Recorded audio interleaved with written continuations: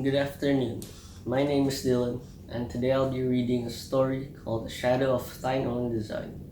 It's a short story by W.H. Pugmire, and it's part of Lovecraftian fiction, or the Cthulhu mythos. Let's begin.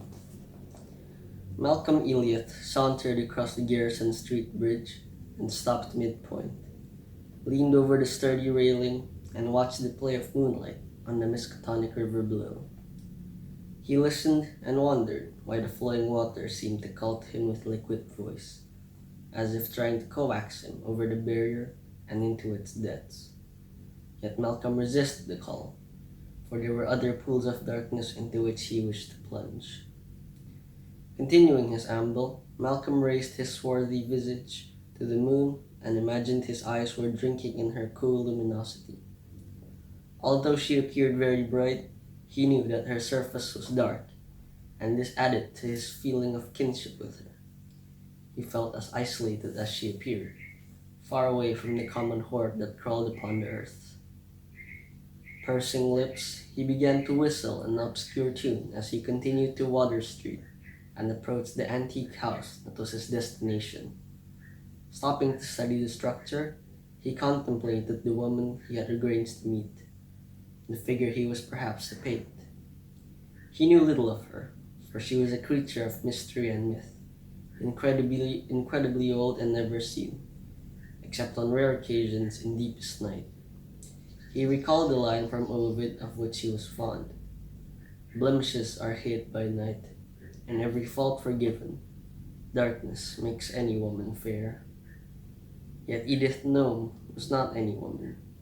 No one knew how old she had been in 1925 when Richard Upton Pickman had painted her, and his canvases were certainly no indication, for in some she looked very young indeed, little more than a teenager, while in the most famous painting she had been depicted as a mature woman seated at a spinning wheel. Miss Nome had earned a slight reputation as a bohemian poet in the Boston, but Malcolm knew of her because of his obsession with the sinister painter and his work.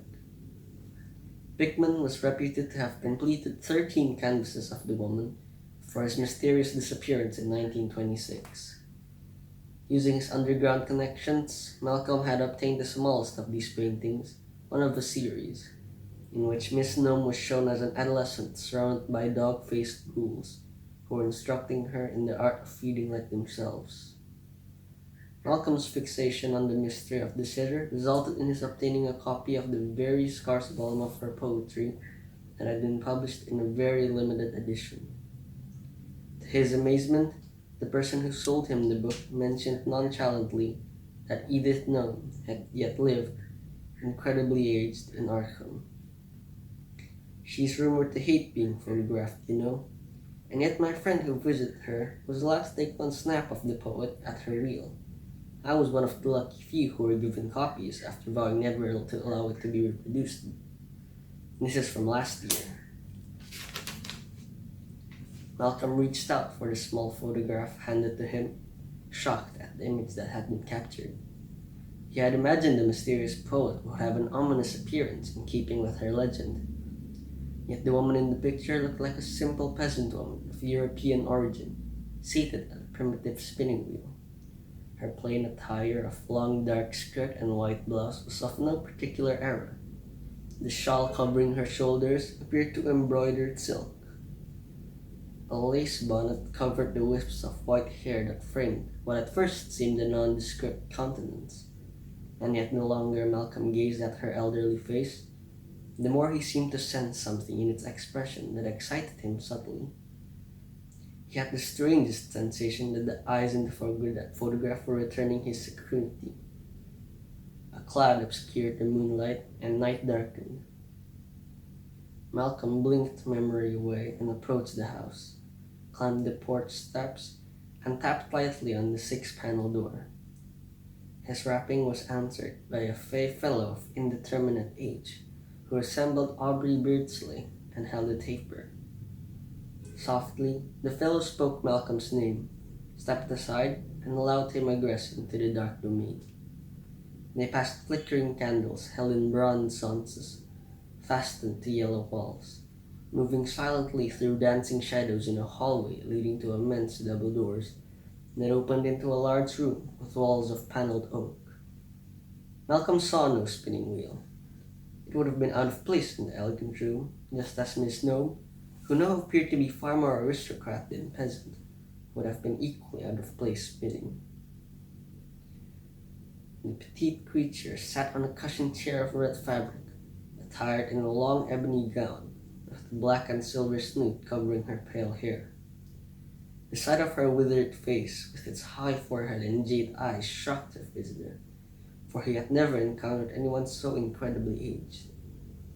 Yet, through the signs of age, the woman still possessed a frail loveliness, although it was a morbid beauty because her facial flesh was so thin one could easily discern the skull beneath her features. Smiling, she motioned to the chair, into which Malcolm lowered himself as the manservant exited the chamber. "Welcome to my home, Mr. Elliot. Do take off your jacket and set your knapsack on the floor. My, how young you are." He returned her smile and said, "At 27, I no longer feel so youthful." "And that is absurd, young man. When you have existed for more than a century, then you can speak of lost youth. You gaze at what Shakespeare called a cormorant devouring time, and marvel that you have yet escaped time's appetite. You peer into the dim past and see those moments that still exist as shimmering memory. And although youth is a far-off incident, particles of it exist within you still, especially when you dance." The woman shut her eyes and nodded, and delicate music filtered into the room. Turning to the sound, Malcolm saw the manservant had surreptitiously re-entered the room and lifted the lid of an arm at the music box. Malcolm heard a rustling noise as the old woman rose out of the chair and began to move about him, like something of a dainty shadow. Her small, soft hands reached out for his, and he took them into his own. She led him into what was, for him, an inept and clumsy dance. They moved as one for some few moments, until the music slowed and ceased. The tall fellow looked down at the diminutive woman inside. "I'm not graceful on my feet, I fear," he told her, laughing. "I regret never having learned to dance properly, gracefully, as they do in the old movies. I watch those Fred Astaire and Gene Kelly films, and it seems like watching the past dance before my eyes." They regained their seats and, for no conscious reason of which he was aware, Malcolm said in more somber tones, "I often feel as if I were born in the wrong era, that I was not intended for this century. Wouldn't it be wonderful to be able to dance out of time, to step into a different era, or an alternative existence if one wished?" Miss Gnome's eyes shimmered with queer luster. Wonderful indeed.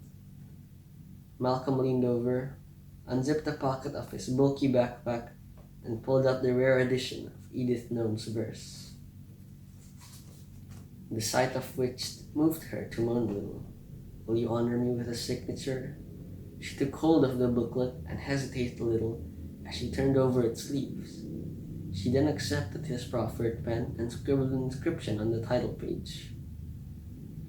"I feel a vague precaution before signing my name. It probably stems from my witch heritage. Signing of one's name can be potent, at times a parlous thing." The young man nodded, a dark corkscrew of hair falling to his brow. "Yes, I've noticed the recurring circus note motif in your verses." Outlandishly, she cackled. "Yes, that is something Richard Pickman and I shared. Salem ancestry. He actually painted a certain gathering pertinent of our kind, which no one has ever seen, myself excepted. Would you care to?" "It would be my pleasure," was his enthusiastic reply. Malcolm could hardly believe his good fortune. He not dared hope for any discussion of her poetry, let alone the revelation of an unknown Pickman. Of course, he had not expected to partner her in dance either. "Follow me. I have a special hallway wherein I keep my collection." Malcolm followed her out of the room and along a series of hallways, until they came to one that seemed especially wide and well lit. compared to the duskiness of the rest of the house. His excitement became a palpable taste in his mouth as his eyes took in the series of framed works fastened to the hallway walls. He stopped before one large canvas and studied it in the dim light of the corridor. He knew the painting was entitled Gallows Hill, for he had read the description of it in some catalog. A ring of baying ghouls raised their canine faces to a witch who hung from a frayed length of rope that had been secured onto a primitive-looking post. The hanged woman, however, was not the hag Malcolm had expected to see depicted, but rather a young and lovely corpse modeled after a youthful Eagle's gnome. He felt the elderly creature lean against him gently. That was a long and grueling pose, she told him.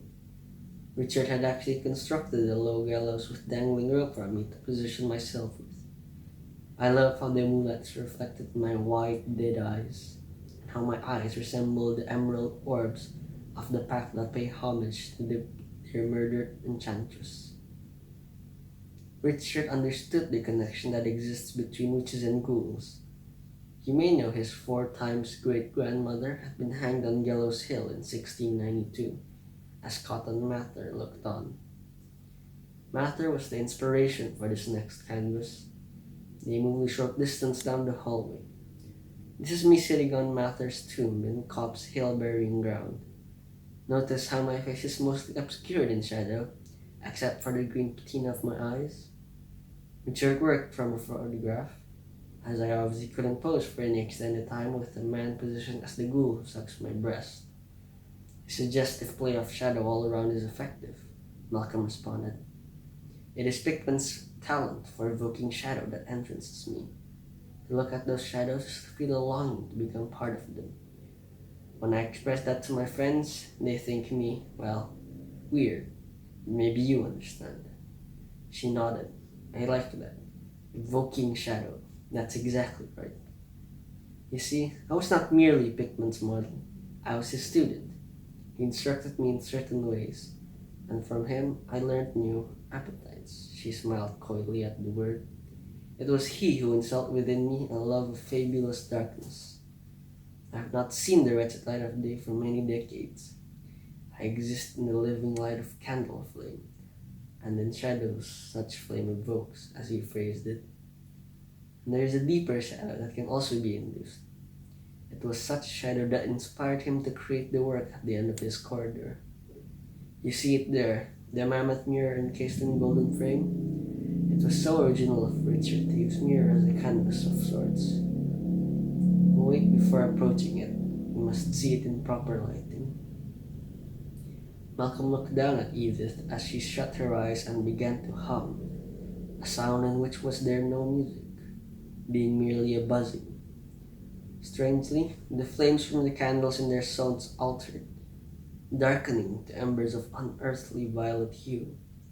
He experienced sudden vertigo and reeled to one wall, finding he was leaning against the canvas, pushing away from it feebly. He saw it portrayed the image to which Miss Gnome had referred, sharp and lifelike, painted in Pickman's realist technique. Blasphemous shapes danced below a monstrous creature, far more ghastly than any merely satanic being ever imagined. This hideous fiend stood with arms upraised, one hand holding a carmine dripping knife, each drop glowing like a ruby. On the stone altar beneath lay a gory sacrifice. Although the body was obviously lifeless, its emerald eyes were opened wide.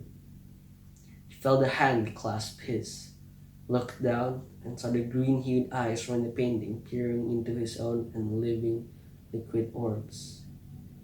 Not speaking, Malcolm allowed himself to be guided down the corridor, to the wall on which the enormous mirror was fastened. It looked like some gigantic canvas encased by a golden frame. I never knew if Richard found the mirror had some friend constructed, for you see that the glass is scarcely half blackened, although still reflective. Aren't they intriguing, the spirals of bizarre luminosity scattered about in it? He told me this piece was inspired by something he had seen in some abandoned church in Providence. It has a haunting aspect, does it not? Look how beautifully your sable skin wears a tint of purple sheen in your reflection. Marvelous. Your white shirt is a bit of a distraction, don't you find? Entranced by the massive mirror, Malcolm allowed her to unfasten the buttons of his shirt and pull it from his lean torso. He stepped nearer to that blackened glass and observed the hot shadow that moved within it. They were pigment shadows, alive and expressive. He watched as the preternatural pitch moved from out of the glass and onto the paneled walls of the hallway. How strong is your desire, Malcolm Eliot, to dance out of time? Shall I instruct you as Richard tutored me? It's easily done. If one has the keen compulsion, it's simple. Malcolm turned and observed the unworldly manservant had appeared, an oddly formed flute pressed to his mouth. The corridor filled with eerie music. The weird woman moved about him to the sound as she had danced earlier. As she moved, she reached out to the shadows, now frolicking all around them, clutching portions of their gloom, wrapping it around her beauty, until she was little more than formless shadow herself. An extremely slender obsidian branch of blackness reached for Malcolm and enveloped his hand, chilling his flesh. He did not falter as he was pulled out of the hallway, through the haunted mirror, entering into the realm for which Pigman's enchanted glass served as a threshold. And that will conclude the story. Thank you very much.